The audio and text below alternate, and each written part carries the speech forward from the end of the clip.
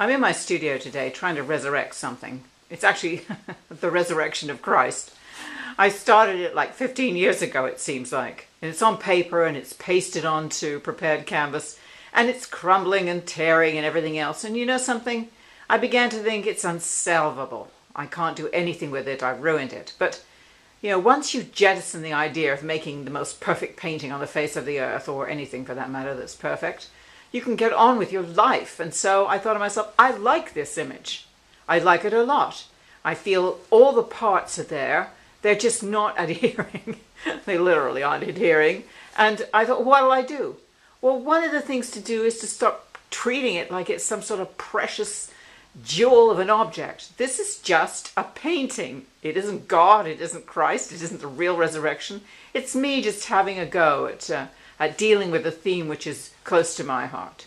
So what am I going to do to it? So here I am, paper, bits hanging off, things aren't working. Well, what do I have? We look around the studio and we discover I have a gallon of Mod Podge. And so I'm going to take the decoupage glue, and I'm not going to do this beautiful decoupage. I'm literally just going to glop it on until the whole thing is at least glued back together. So I've already done a little bit over here on that side. I don't know if you can see, it looks a little flatter than the other. Well, there we are. So I am now going to go over to this side here, and I'm going to show you what I mean by having at it and glopping on stuff, just so you can salvage a painting you began and then work back into it. So here's my Mod Podge, and there isn't much in there. So I'm going to come over here. In a second, I know I'm off camera, but life goes on. I'm going to gop into it any amount of Mod Podge. It's not an expensive glue. It's non-toxic. And here we are. Now, let's just gop on a little bit here, underneath here. Oh, Lord, it's just completely a mess. But, you know, if I left it the way it was, it would stay a mess, and who would care? So now here I am. I'm going to try and do something with it. I already put some glue underneath at some stage, so it softened up the paper, and it made it sort of look tacky. There we go. Just remember, it's not Jesus himself, so you can just go to it. And there we are. We can just lodge it down to the end and whack it together. Let it get tacky again and go back into it.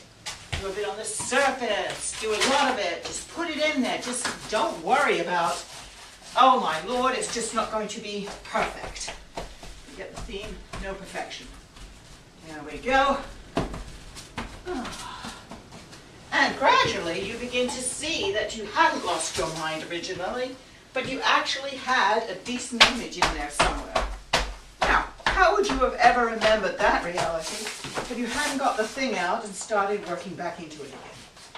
So here we are, gluing the resurrection back together. I'm sure there's a sermon or a theological statement in that somewhere, but we're not going there right now. So there we are.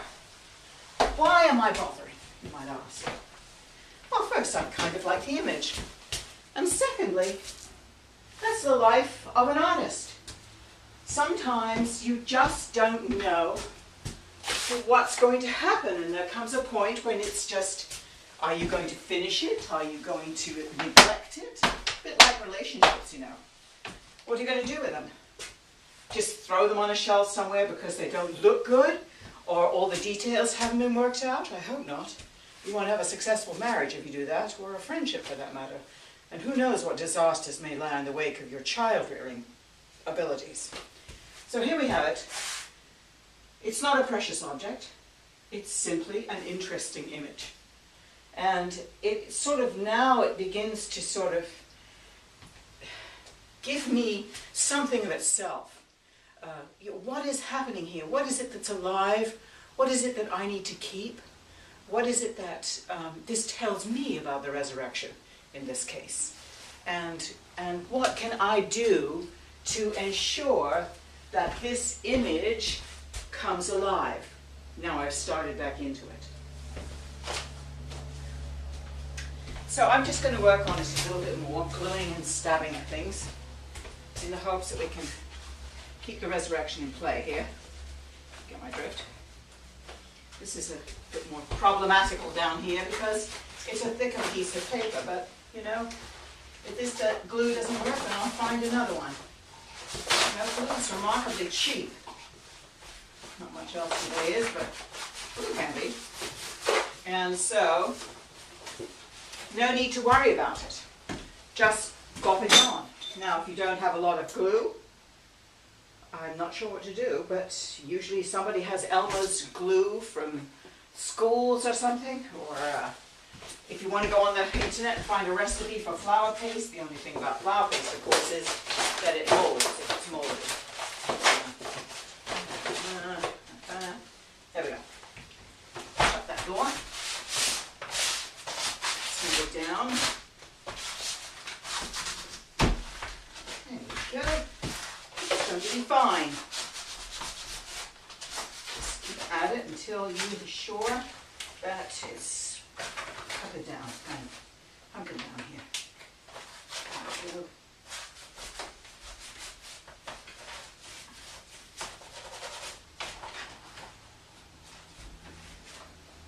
And then I just go back in with this so that I can take the tackiness off the surface.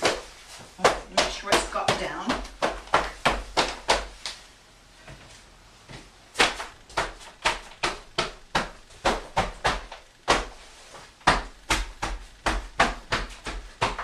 I think this is going to be more of a problem, but we'll work at it.